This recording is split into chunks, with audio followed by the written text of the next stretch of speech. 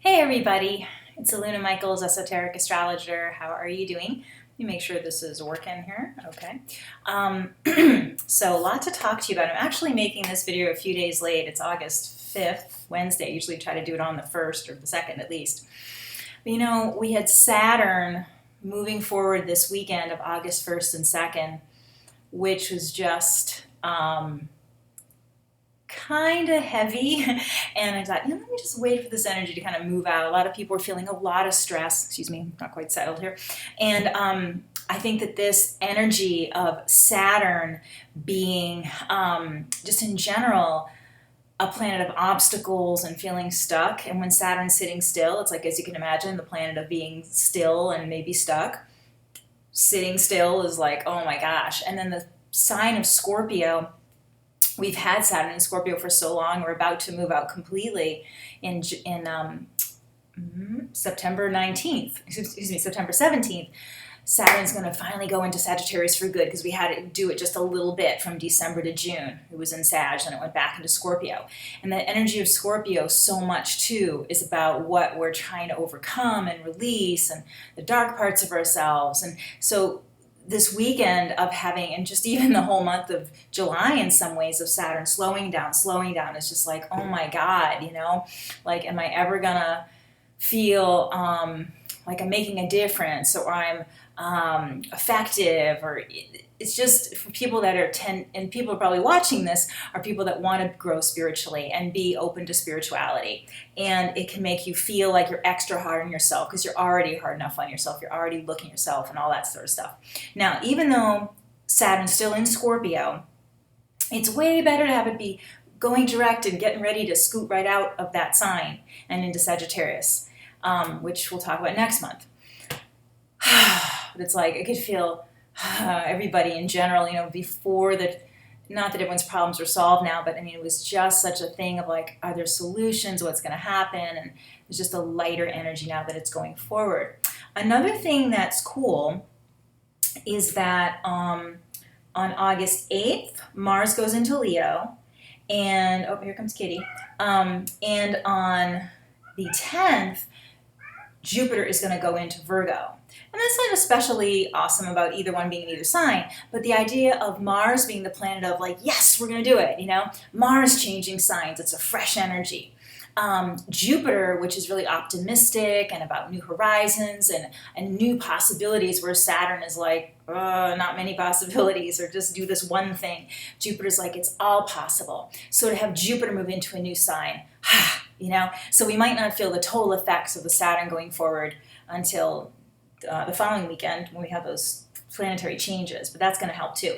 Now, just a note about Jupiter going into Virgo, maybe backtrack, that Saturn stays in the sign for about 2.5 years. The whole orbit's around 30 years, roughly.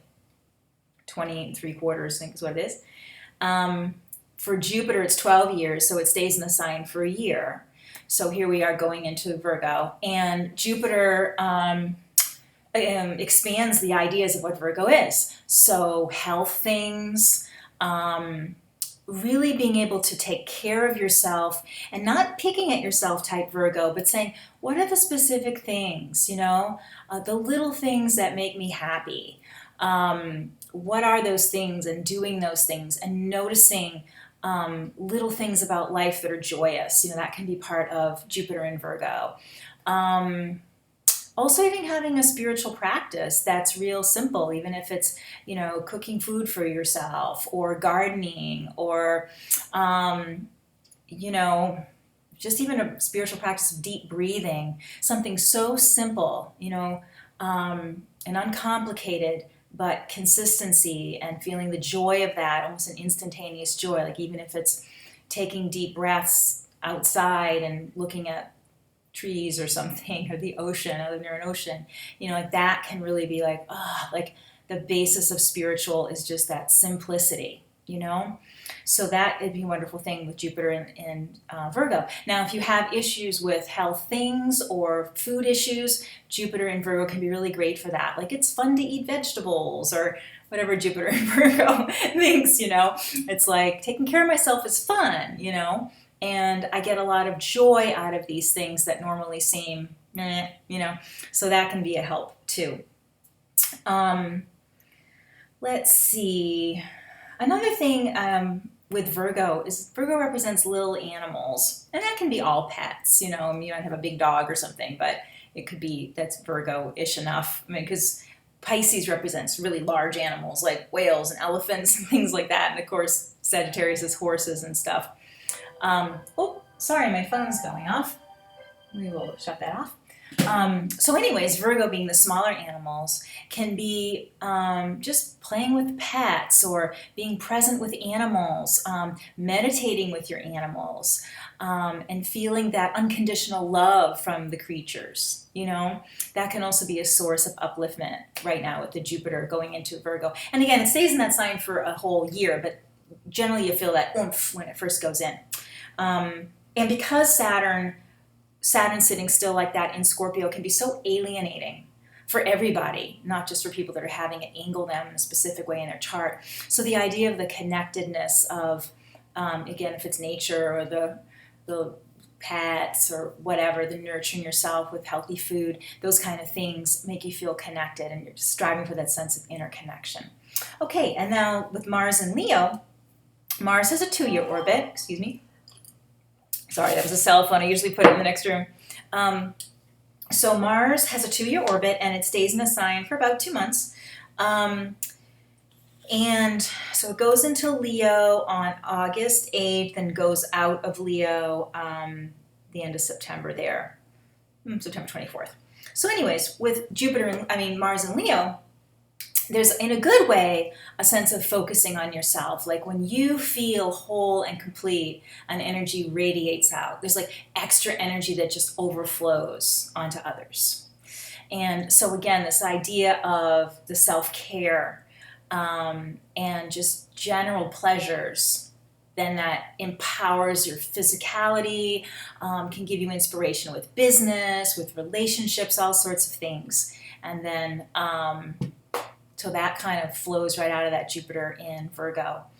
It just gives you a lot more energy in general. I mean, Mars in fire signs is a great boost in general to things, because it's the energy going out, because fire signs are so out. Whereas, we just had Mars in Cancer, which can be very internal. I have Mars in a water sign. It's always like the one part of my chart. I'm like, oh, I wish I had Mars in fire, or at least a fire house or something. But so it's just and that Jupiter goes into Leo, and people kind of want to come out of their shells because the Saturn's moved forward and Jupiter's changed sign, and yes, Mars changed signs. Okay, and then the last thing to talk about is, how long have I been going? Is the full moon. This is interesting. I'm not super obsessed with the full moons and things generally. There's so many other things to talk about. But this full moon is on August 29th. And it's kind of interesting because, so the full moon is, the sun is in Virgo, and then you get the opposite. That's why it's a full moon. And so the full moon in Pisces. And when the moon is full, it's going to be right next to Neptune, because Neptune's in Pisces, and Neptune's in a sign for about 14 years. So, for instance, next year, the full moon could be far away from the Neptune. So this year to have Pisces moon, and Pisces is, Neptune rules Pisces, so to have the full moon right on Neptune is kind of a big deal. And it is a time of, again, this depth of spirituality, a sense of being, again, depth of connection. It can also be a time when you see, because Virgo is so much about a sense of discernment, and Neptune itself can be like, I don't know what's going on. Even though it's about spirituality, it can be being muddled. And so can a Pisces moon sometimes, the muddledness. So you're able to see during that full moon at that August 29, what is really going on, and what's your fears, or what's your misinterpretation of stuff. What would be keeping you from doing whatever with relationships, with going for a new job. And it's like, are these voices in my head telling me the truth? Or am I choosing to listen to negative people? All that kind of thing can be brought up under a full moon.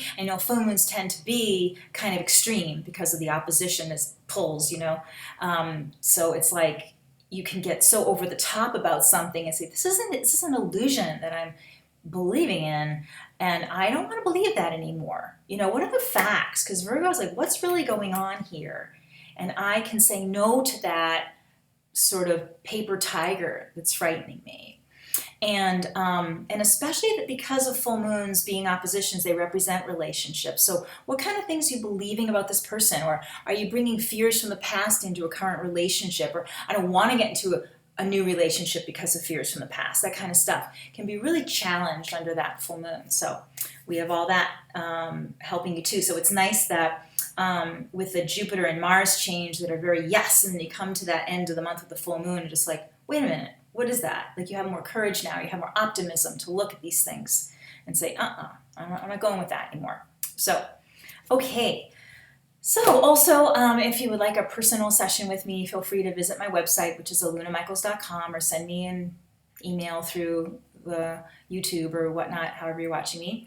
And I also have my little astrology book on my website as an ebook for spiritual steps for each of the 12 signs.